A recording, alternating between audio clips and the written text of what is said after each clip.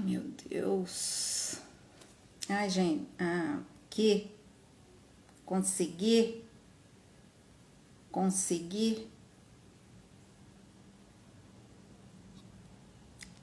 Oi. Boa noite. Tudo bem?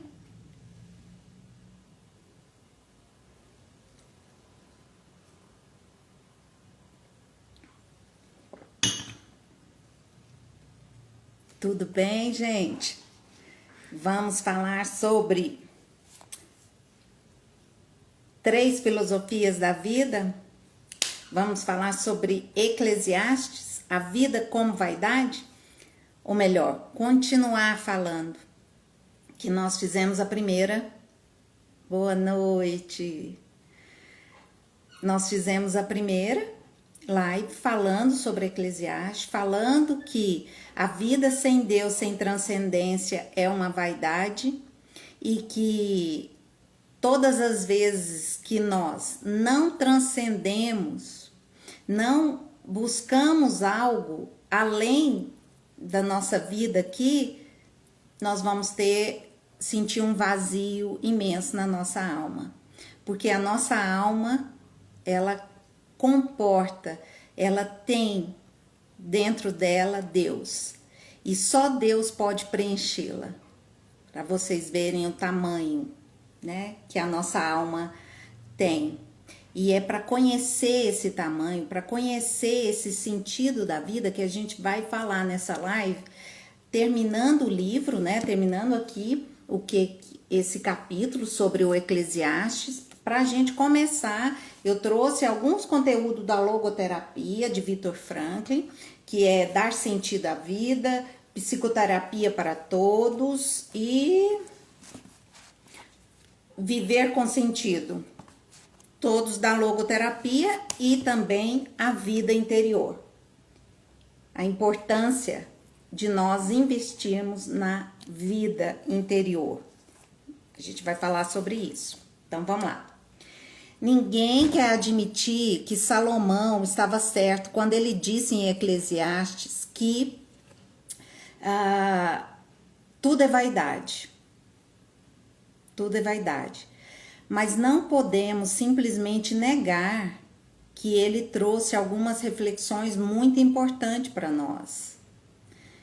Ele deu boas razões para que a gente medite sobre as nossas escolhas, sobre o sentido, a missão das nossas vidas.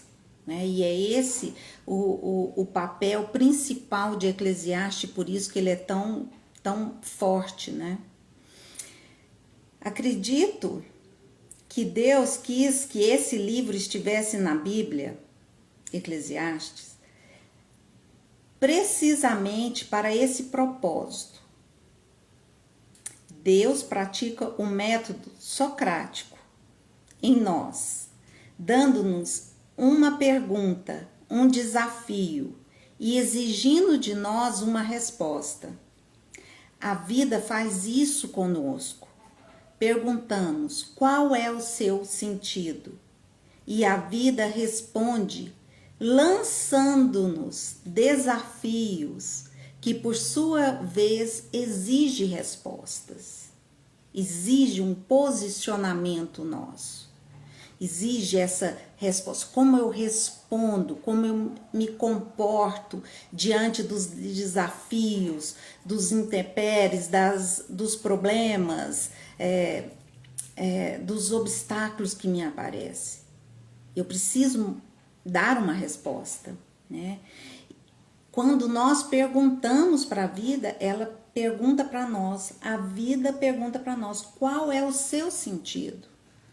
Qual é o seu sentido de estar vivendo? Qual é o sentido de viver dessa maneira que você está vivendo? E aí, aqui fala o seguinte, depois que a vida pergunta para nós qual é o seu sentido, ele vai falar sobre Adão. Adão, depois da queda, quis saber onde estava Deus.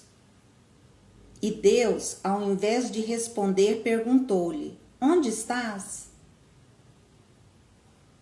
método socrático, né? Jó procurou Deus, esperando encontrar todas as respostas. Mas quando Deus aparece, é ele que pede respostas a Jó. Os místicos dizem que o ser de luz que vem lhes pergunta uma questão, embora usualmente sem palavras, algo como: conta-me, como foi tua vida?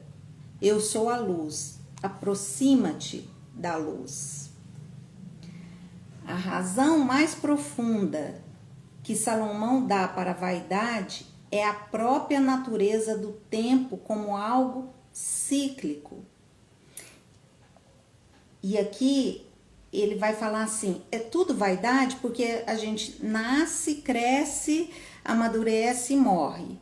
Tudo tem um ciclo, a natureza é um ciclo, tem um ciclo das estações do ano, tem um ciclo do ano, tem um ciclo dos meses, tem um ciclo da lua, então tudo está em ciclo. Se tudo está em ciclo e tudo começa, tem um propósito e vai e termina igual, é tudo vaidade.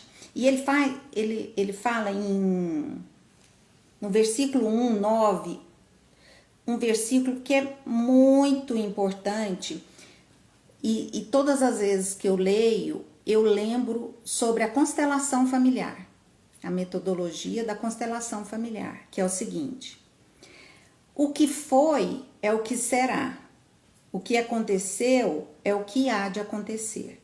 Esse é o versículo 1, o capítulo 1, versículo 9.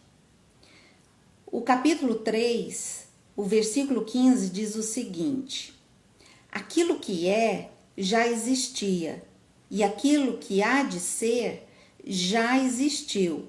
Deus chama de novo o que se passou. E aí ele vai falar sobre tudo é vaidade, porque tudo é cíclico.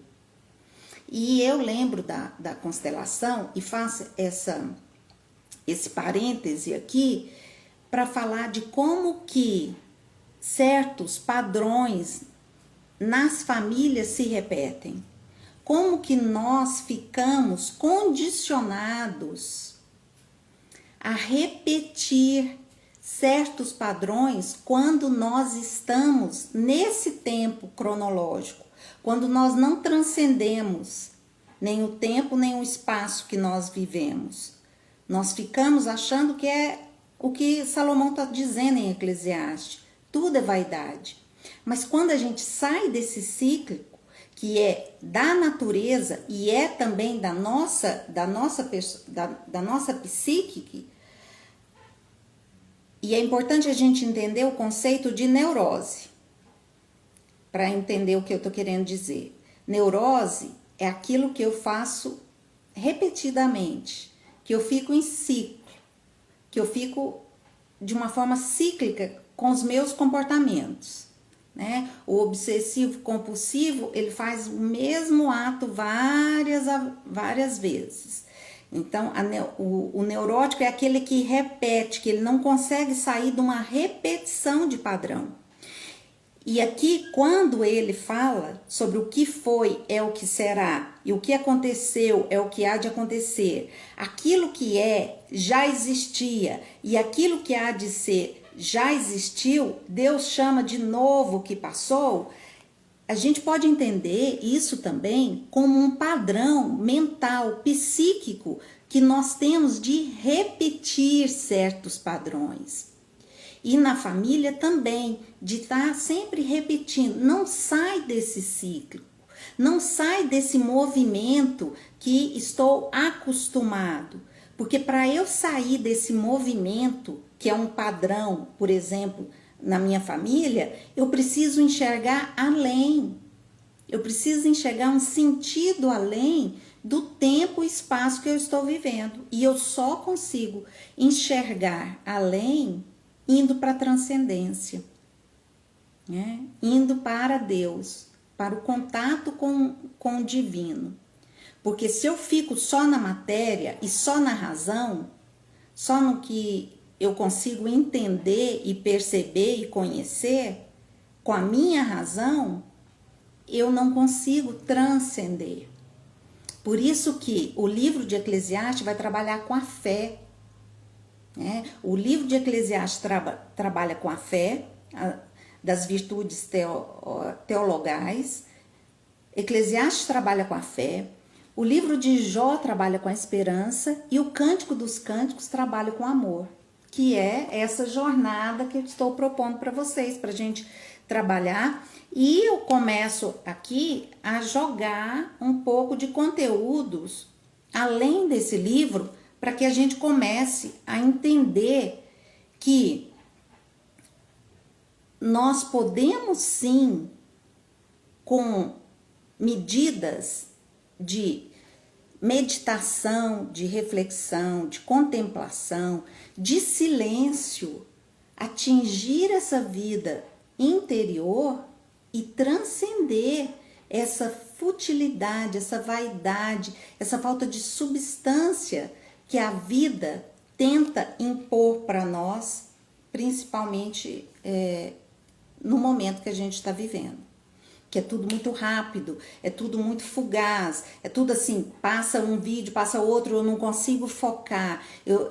Tudo faz para que eu não consiga focar em algo, porque eu tenho que consumir muito. A gula do consumo, não só de comida, mas de conteúdo, ela está sendo muito ativada, né, com as redes sociais. Então, eu preciso sair desse padrão, ir para a vida interior e assim eu conseguir quebrar esse ciclo que vem da minha família, que vem dos meus antepassados, que vem da minha sociedade, para que eu transcenda, para que eu tenha a fé que Eclesiastes está querendo passar para nós, que é: acredita em Deus.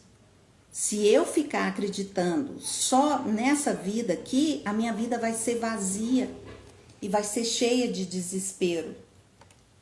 Porque uma vida sem sentido, ela é uma vida com desespero. Né? Então, a razão mais profunda que Salomão dá à vaidade então é aqui. E todas as 4 grandes obras divinas reveladas na Bíblia quebram o ciclo e introduzem uma novidade radical, algo que vem de fora do tempo, uma coisa que tem origem antes da eternidade do que no passado. Aqui é mistério, né? Antes, na eternidade, do que no passado. Já estava na eternidade, mas não estava no passado, aqui da Terra. E, portanto, algo completamente inédito, que é a criação, a encarnação, a ressurreição e o juízo final. Novo Testamento, que Salomão não pôde contemplar. Então, realmente, sem Cristo, a vida é uma vaidade. Sem Cristo, que ressuscitou, não faz sentido, porque todos vão morrer. Se não existe uma vida além dessa, a vida é uma vaidade. Então, é melhor ficar como os hedonistas, buscar prazer, porque se todos vão morrer, se todos vão acabar na morte, não faz sentido eu viver, né? Viver assim, preocupada com outras coisas, a não ser com prazer. E aí, vamos lá. Eis aí uma novidade debaixo do sol, porque vem do além do sol. Porque ele fala em Eclesiastes, né, que tudo é vaidade, que debaixo do sol não tem nada novo. Tudo é a mesma coisa sempre. Aí está a esperança e o sentido, embora misturado com o terror. Aí está a verdadeira transcendência. E o livro de Eclesiastes termina assim: tudo bem entendido teme a Deus e observa seus preceitos. É este o dever de todo homem. Deus fará prestar conta de tudo o que está oculto, todo ato, seja ele bom ou mau. E aqui só uma curiosidade, os estudiosos, teólogos, acreditam que os 4 últimos livros do Eclesiastes não foram escritos pelo mesmo autor dos primeiros livros de Eclesiastes, porque tem uma mudança, né, uma mudança assim no tom que começa a falar no livro de Eclesiastes. Isso não tira, né, o mérito nem do começo nem do fim do livro de Eclesiastes, mas e que tem muito sentido,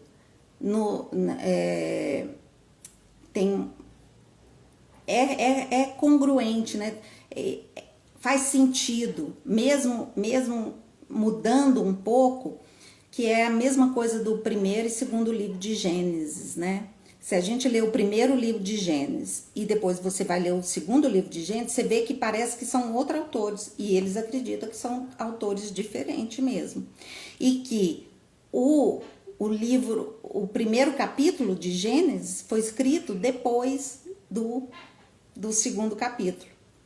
Mas Deus deve ter um motivo maior, né, para deixar com que isso fique. E aí tem gente que fala assim, mas eu não acredito na Bíblia, a Bíblia foi escrita por homens, a Bíblia é isso, a Bíblia é aquele outro. Gente, tem mais de 3.000, quase 4.000 anos que o Antigo Testamento foi escrito e 2.000 e tantos anos que o Novo Testamento foi escrito. O Pentateuco, que são os 5 primeiros livros, eles são aceitos pelas 3 maiores religiões do mundo, que é o judaísmo, o cristianismo e os muçulmanos. Então, já está no nosso inconsciente coletivo, como verdade. Né? É claro que é uma linguagem simbólica, é claro que é uma linguagem que não é literal da forma que nós entendemos. É claro que passou por traduções, mas isso não tira o mérito, não tira a riqueza, a grandeza. A Bíblia é um manual para nós. Nós, para entendermos a nossa alma, as nossas questões, a Bíblia dá respostas sobre isso. E essa transcendência desse tempo que não é tempo, né, de chegar a vivenciar, a ter segundos do que é a eternidade, faz toda a diferença na nossa vida. Então, ele fala que teme a Deus e observa seus preceitos. E é Provérbios, né, que vai falar que o temor a Deus é o princípio da sabedoria. Se você quer ter sabedoria, você teme a Deus. E o Eclesiastes chega, depois de tudo é vaidade, tem um caminho que ele indica, que é teme a Deus, observa seus preceitos.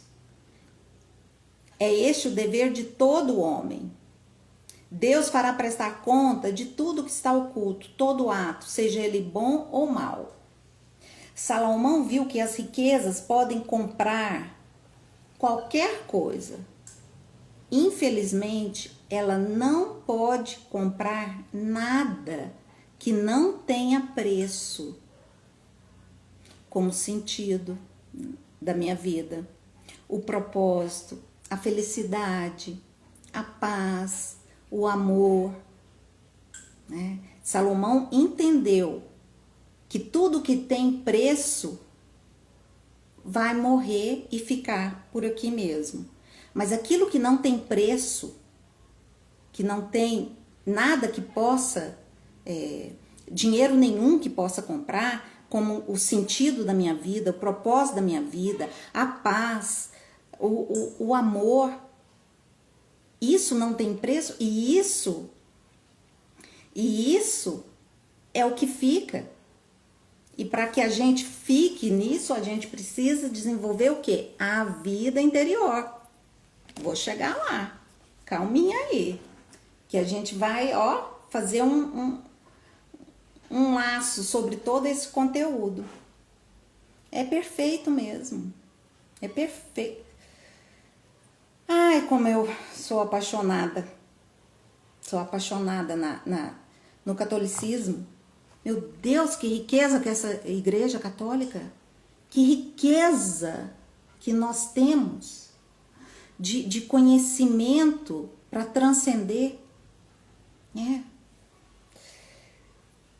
Então, mas da própria deficiência de poder tirarmos uma lição mais profunda sobre o sucesso, o poder tenta controlar as coisas e consegue, mas não é capaz de comprar ou controlar o sentido. Também, Maria? Que bom. Então, o sucesso tenta controlar as coisas e consegue, mas não é capaz de comprar ou controlar o sentido. O sentido, portanto, não é algo sobre o qual temos influência. Ele é necessariamente livre. É necessariamente um dom. É necessariamente amor. Existir por existir é insuportável. É desesperador quando eu vivo sem um sentido. Sabe-se que a falta de sentido significa desespero. Isso aqui, Viktor Frankl, logoterapia. Qual é o sentido da vida? E aí, quando a gente pergunta para a vida qual que é o sentido, ela retorna o sentido, a pergunta para nós e fala qual que é o sentido da sua vida. É você que tem que dar o sentido da sua vida, através do livre-arbítrio com as suas escolhas. O que é o verdadeiro sucesso, a verdadeira realização, a verdadeira felicidade? Como posso evitar que, mesmo conseguindo um A em todas as disciplinas, eu reprove na vida? Como eu posso evitar que, mesmo tendo sucesso e muito dinheiro, eu vá para um lugar sem sentido e vazio na minha vida? Qual a sua missão de vida? Qual o seu destino? A minha existência tem algum sentido? No livro Psicoterapia para Todos, Viktor Frankl diz assim, Frankl, não é Franklin, não. Viktor Frankl. Transcender a si própria é a essência mesma de existir humano. Transcender a si própria é a essência mesmo do existir humano. Porque na busca do prazer, como os hedonistas, na busca do prazer pelo prazer, quando eu fico só no prazer em mim e não tem essa transcendência, a minha vida vai ficar um vazio que é o que lembra aquele versículo de Provérbios que fala que é dá e é um abismo sem fim, que cada vez eu vou tendo menos prazer naquilo que me dava prazer e eu vou buscando outras formas de prazer, outras formas que eu vou enjoando, que aquilo já não vai me dando mais prazer, que é a mesma coisa assim, nossa, eu gosto demais, tenho muito prazer em comer chocolate. Come uma barra de chocolate de 500 gramas. Você vai ter o mesmo prazer do que você comer só um pedacinho? Não, já vai passar. O prazer já não é o mesmo. E assim com sexo, com tudo, que se eu vou buscando só o prazer por prazer, cada vez eu vou querendo mais, e cada vez aquilo que eu já conheci vai me dando menos prazer. E Viktor Frankl fala, Viktor Frankl, gente, difícil, né, a pessoa, né, inventando o nome do rapaz, ele vai falar o seguinte: quem tem um porquê viver, suporta quase todo como. Se eu tenho um porquê viver, eu suporto quase todo como. E aí, só para fazer um adentro, de falar um pouco quem que foi Viktor Frankl, ele, um judeu que foi para o campo de concentração, perdeu todos da família. Ele, quando ele foi preso, junto com a esposa dele, ele falou para a esposa dele o seguinte: olha, o que importa, o mais importante é nós sairmos daqui vivo. Não importe com ser fiel a mim, ter nada disso importa. O que importa é sairmos daqui vivo. Ela não saiu, ele saiu, ele já era médico, né? Ele era médico e talvez por isso que ele conseguiu sair. E aí ele escreveu, né, o sentido da vida, né, a busca do sentido. E que toda vida sem sentido, ela é desespero, ela causa um vazio existencial muito grande.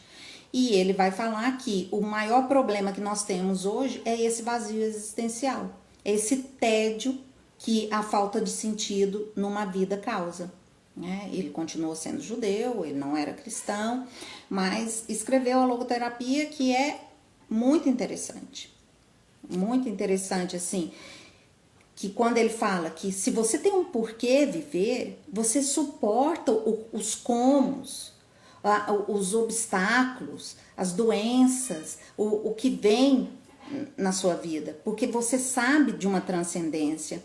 Agora, se você não tem essa transcendência, nem esse porquê viver, todo como fica insuportável. Eu não consigo suportar a vida com todo o sofrimento que a vida acarreta. E o porquê é o conteúdo da vida. O como é constituído pelas circunstâncias da vida, as quais muitas vezes tornam a vida tão difícil que apenas uma relação a um porquê e um para quê tornam-se suportáveis. Então, quando eu tenho esse porquê, quando eu tenho o porquê viver e o para quê viver, né, esse sentido da vida, eu suporto de uma forma diferente o sofrimento. O sofrimento não é algo que me aniquila, mas é algo que tem um sentido a mais, que tem um sentido para encontrar a Deus, para transcender aquilo que é passageiro, que é a vaidade que Salomão escreve em Eclesiastes. A busca do sentido deve ser realizada constantemente e ninguém pode realizá-la por nós.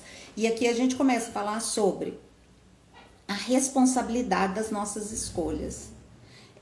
A busca do sentido é para a vida toda, né? Não tem uma idade que eu vou falar assim, qual o sentido? Não, eu já sei meu sentido da vida, eu não preciso buscar mais. Essa atualização desse sentido se faz necessária a vida toda. E o sentido da vida do irmão, da irmã, do parente, do marido, da esposa, não pode ser o mesmo sentido meu. Eu preciso buscar e pagar um preço para descobrir esse sentido, né? É claro que no matrimônio pode ter os dois, essa busca por santidade, por exemplo. Mas como cada um vai fazer, cada um vai conquistar essa santidade, os desafios de cada um é pessoal. É pessoal, eu não posso me esconder no sentido do outro. Eu não posso me esconder no como que o outro faz e achar que eu posso fazer. E não aqui, mas nesse, acho que nesse aqui, no A Vida Interior, ele vai falando o seguinte, não, gente, eu não sei aonde que eu li isso, mas a pessoa vai falar o seguinte, que Nós estamos muito bitolados a ficar escutando, a ficar procurando métodos. Faça assim, assim, assim, aquilo outro. Se você fizer desse jeito, você vai conquistar tal coisa. O método é tal. Dessa forma você conquista dinheiro. Dessa forma você conquista a vida espiritual. E ele vai falar que não é método que nós precisamos buscar de início, mas é princípio. Princípios. Quais os princípios que me motivam? Qual a base desse edifício que eu quero construir? Essa deve ser a nossa preocupação. E por isso que é importante a gente estudar filosofia, para que a gente ache esse princípio, ache esses valores tão importantes na nossa vida. E eu gosto de recomendar que a gente tenha um caderno do eu, um caderno que eu vou escrever o que eu acho que é o sentido da minha vida. E nesse caderno é muito importante a gente colocar a data. E escrever, não um diário, hoje eu fiz isso, eu fiz aquilo, paraná. É importante ter um diário? É legal ter um diário, é importante sim. Mas não é um diário que é a proposta aqui. É você escrever sobre a sua vida interior, essa busca interior. Qual que é o sentido da minha vida? Hoje, qual que é meu sonho? Como eu me vejo? Como eu desejo que as pessoas me veem? O que é importante para mim? Qual o valor que é inegociável para mim? Quais os valores que eu quero nortear a minha vida, as minhas escolhas? Então, com esse diário do eu, diário de você escrever sobre essas questões ou outras questões que você leu uma homilia, participou de uma missa e o padre falou algo que mexeu com você, você leu a Bíblia e tal versículo mexeu, parece que Deus está querendo revelar alguma coisa assim, o Espírito Santo está querendo transcender o entendimento daquele versículo bíblico. Então escreva. Por quê? Porque o nosso conhecimento, ele vai só ampliando. E depois, quando nós retornamos à leitura de tempos em tempos, que pode ser de 3 em 3 meses, que pode ser de mês em mês, mês a mês, pode ser de ano a ano. Quando você retorna, você entende o processo de: olha, eu pensava dessa forma aqui. Agora eu já consigo ver de uma forma mais, com uma perspectiva diferente, esse mesmo conteúdo, esse mesmo padrão, esse mesmo conceito, significado desse versículo. Nós acabamos de sair da comemoração da Semana Santa, né? Nós ainda estamos na 8ª de Páscoa, nós ainda estamos vivenciando a Páscoa, a ressurreição de Cristo. E eu fiquei, né? Tentei ir à missa todos os dias e vivenciar a via sacra, todo esse processo, né? De esse rito tão importante para nós, E eu começo a perceber que, meu Deus, será que ano passado eu não tinha esse entendimento que eu comecei a ter hoje? E eu estou esperando só para pegar minhas anotações do outro ano, que acho que não está aqui, está na casa da minha mãe, para ver como que eu pensei sobre isso. Como que eu pensei? E eu vejo nitidamente que é diferente. Então, existiu um crescimento. E o anotar, principalmente no final do dia, fazer anotações, principalmente no final do dia, é muito importante para nós continuarmos, né, adentrarmos no autoconhecimento. Então, assim, começar o dia com oração e terminar o dia com reflexão. Como que foi esse dia? Qual foi o principal desafio que eu tive, a conquista que eu tive? E anotar, anotando.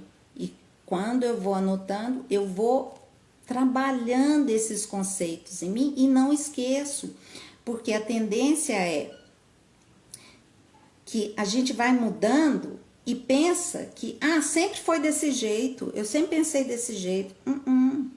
Vai atualizando. E eu saber dessas atualizações faz com que eu entenda melhor como que eu funciono. Como que eu funciono. Não é um método. Não é um método que você vai fazer desse jeito e vai dar esse resultado.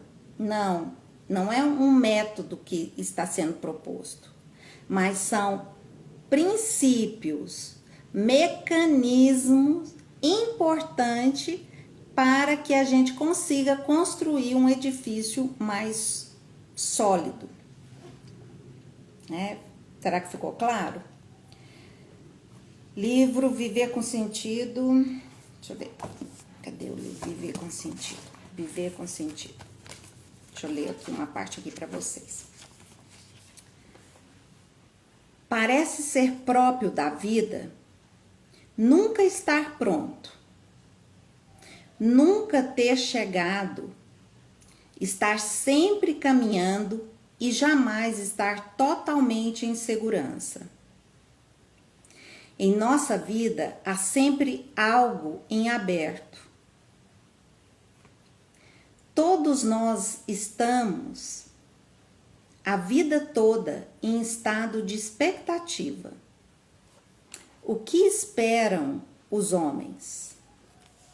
Aqueles que, nas situações decisivas de sua vida, não se consideram livres, esperam por um presente da vida, pela realização de seus desejos. Os outros que acreditam ter uma influência decisiva sobre sua vida, esperam pelas circunstâncias para lhes dar forma. E aqui ele vai falando o seguinte: aqueles que ficam esperando a vida ser assim, trazer pronto algo para você, esses vão chover no molhado. Mas aqueles que esperam uma circunstância para dar uma resposta, uma forma àquela circunstância, esses vão realmente encontrar um sentido para a sua vida. Né?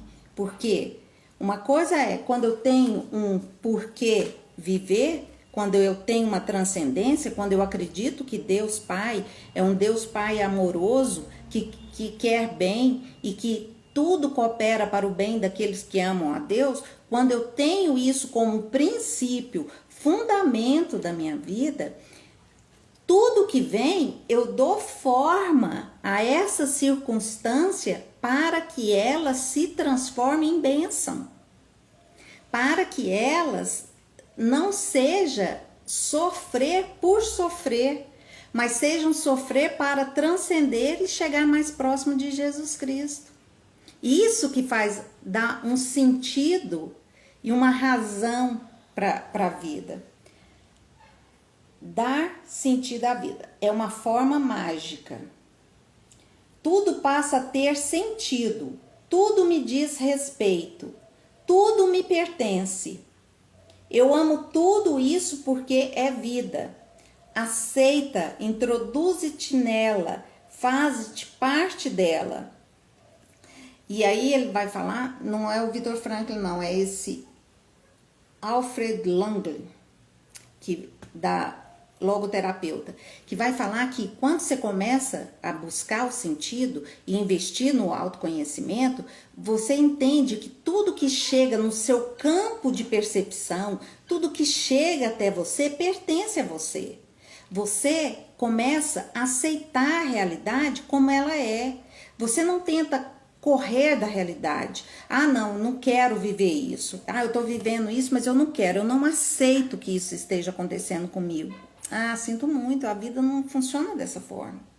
Quanto mais eu entendo que tudo que acontece comigo tem um sentido, quanto mais eu entendo que todas as pessoas que adentram no meu campo perceptivo, elas querem me ensinar algo, elas são importantes para o meu crescimento e que elas estão revelando algo interno meu, ou revelando algo interno que eu não estou querendo ver, que eu não estou querendo perceber, mas percebo no outro, todas as vezes que eu começo a encarar a vida dessa forma, com esse sentido, tudo parece que é um conto de mágica, porque o sofrimento, ele passa a não ser sofrimento, no sentido de algo muito penoso, mas o sofrimento passa a ser uma razão de graça, porque quando eu sou fraco, aí eu sou forte, como São Paulo nos ensina.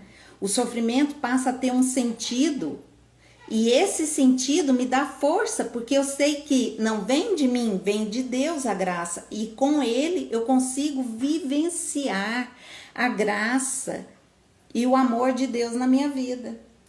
Então, aqui ele vai falando assim, a importância de eu saber o sentido da minha vida, de eu transcender o sentido da minha vida. E é isso que o livro de Eclesiastes quis nos ensinar sobre esse sentido, né, dessa transcendência.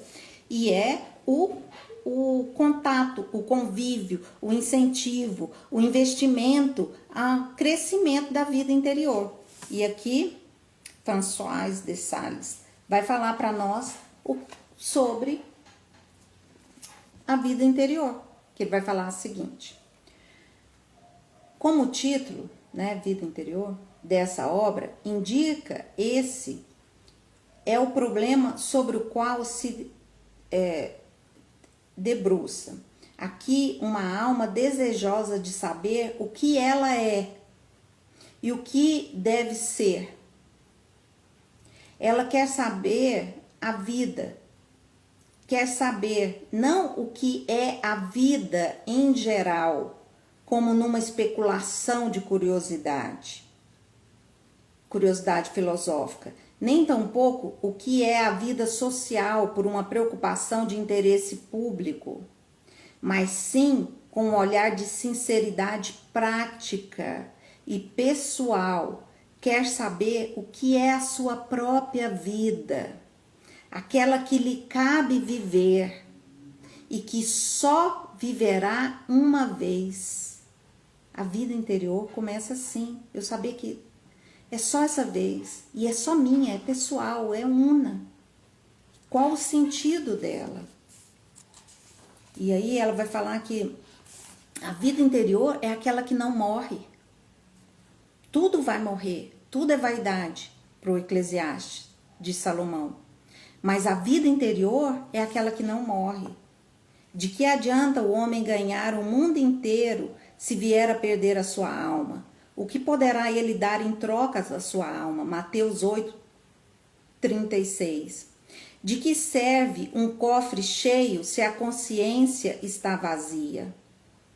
A alma busca, portanto, abastecer sua consciência, convencida de que seu problema vital reside essencialmente nessa plenitude. Eis porque seu objeto de estudo não é a vida exterior, não é a criação, mas é o Criador. Não é o que está fora, é o que está dentro. Essa é a vida interior e é a vida da nossa alma. E é essa a vida importante de investir tempo, de investir conhecimento, de investir tudo, né? Tudo. Buscar em primeiro lugar o reino de Deus e a sua justiça, e tudo mais vos será como acréscimo. Então, é isso que a morte não vai conseguir tirar de nós. Eis porque seu objeto de estudo não é a vida exterior, que se agita em tantas ilusões, mas a vida interior, sem a qual a existência humana não é completa. Quando as preocupações exteriores tiverem consumido em 1000 circuitos de vaidade as energias vitais, quando as preocupações exteriores estiverem consumindo em 1000 circuitos de vaidade as energias vitais e descobrirmos ter esgotado nossas reservas inutilmente, que decepção! Somos então feitos para o vazio? Não somos, ao contrário, para a plenitude? A vida anseia por instinto, pela eternidade. Nada nos repugna tanto quanto a decadência.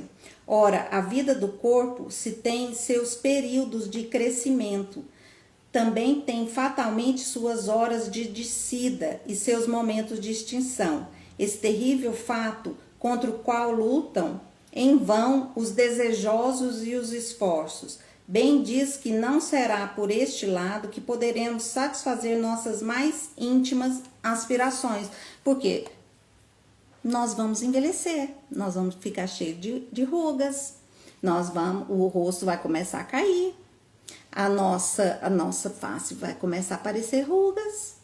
E se eu começo a negar isso e achar que eu preciso fazer de 6 em 6 meses botox porque eu não quero ficar velha, porque eu acho que o sentido da minha vida é uma eterna juventude, é não envelhecer, não mostrar que eu estou envelhecendo, vai ser uma vida fútil, né? Eu vou correr atrás de vento. Então, eu preciso entender que aqui vai deteriorar. Aqui o externo vai deteriorar. Vai passar.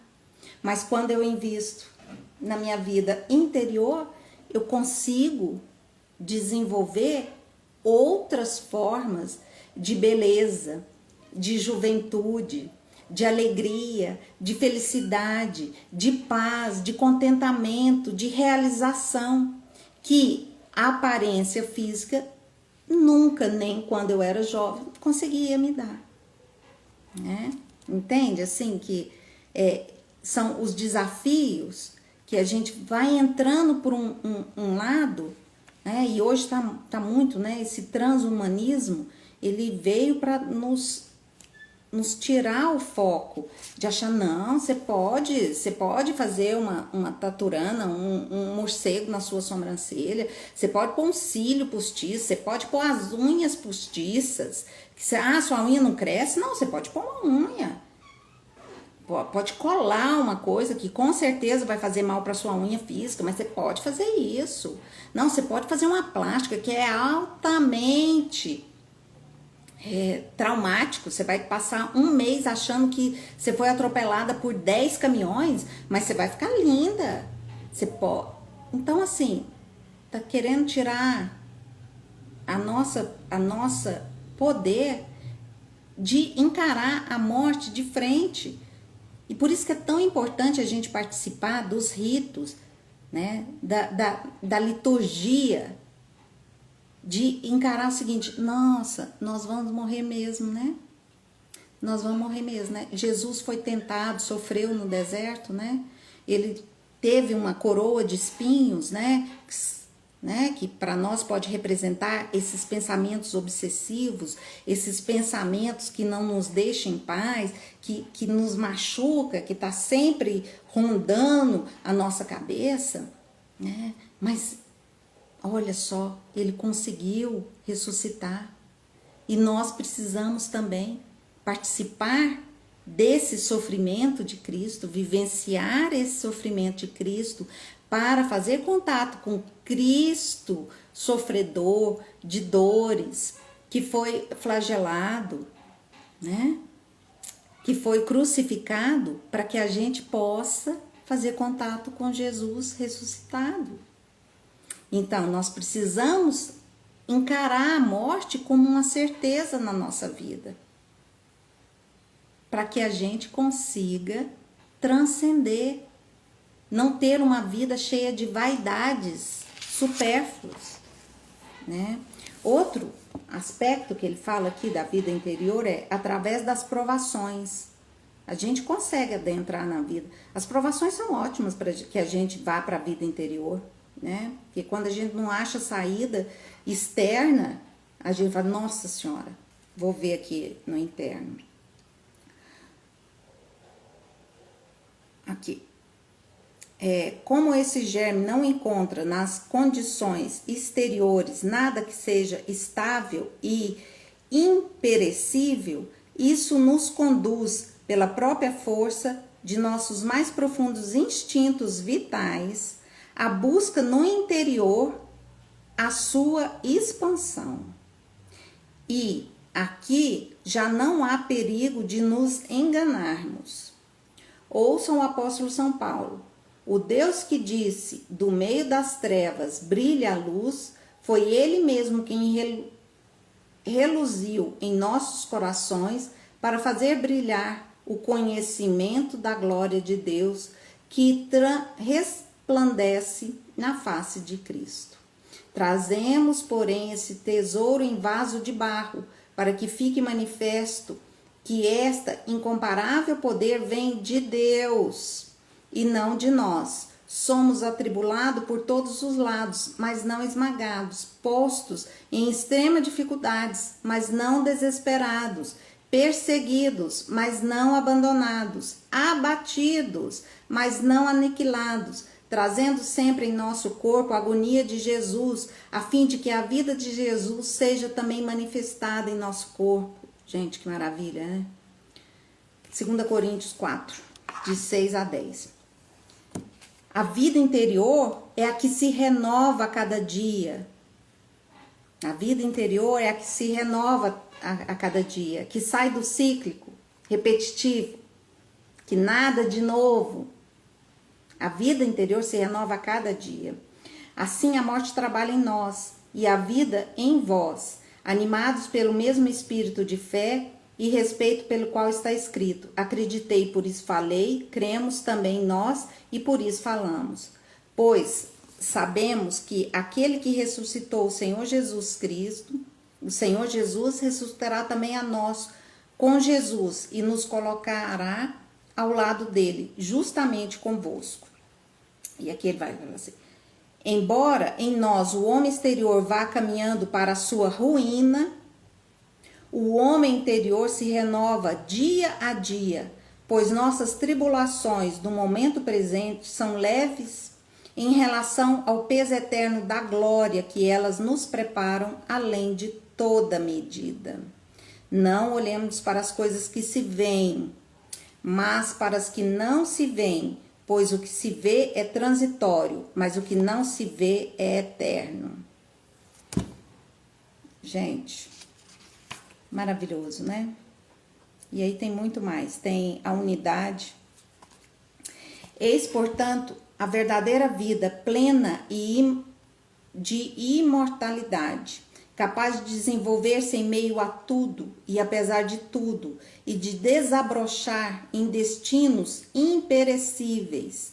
É a vida do espírito na carne, é chamada espiritual porque se serve de todas as coisas, mesmo as corporais, para a exaltação da alma em Deus. É chamada interior, porque todas as suas ações, mesmo as exteriores, visam o proveito interior. É ela, portanto, a vida superior, uma vez que se eleva acima de tudo, mesmo dos desastres da natureza, que determina a elevação do que há de mais nobre em nós e nos consome no ser supremo.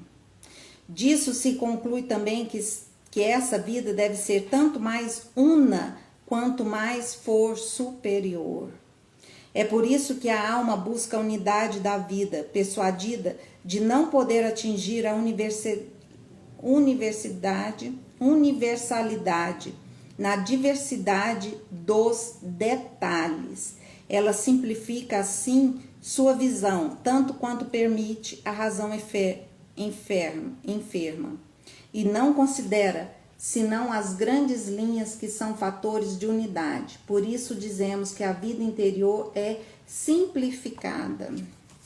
E aqui vou ler, só para a gente terminar, né, o livro de Eclesiastes, nos preparar que a próxima live a gente vai falar sobre o livro de Jó, que também vai trazer, com certeza, muito ensinamento para nós.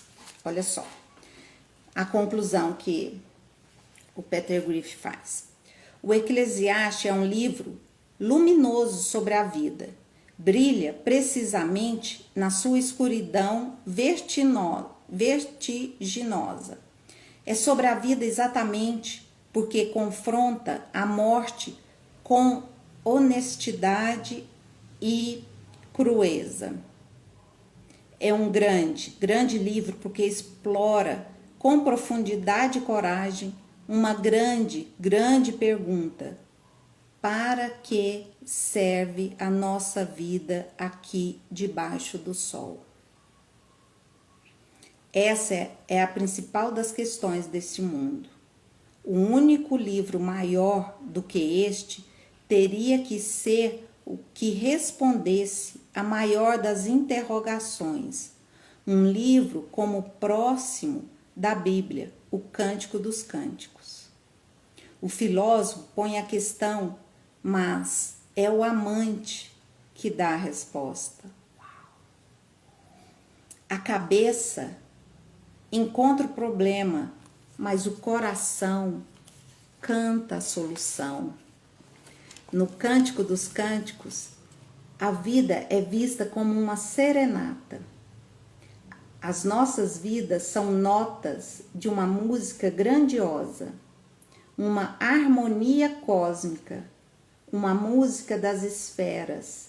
E o assunto da canção é o amor, porque o seu cantor é Deus.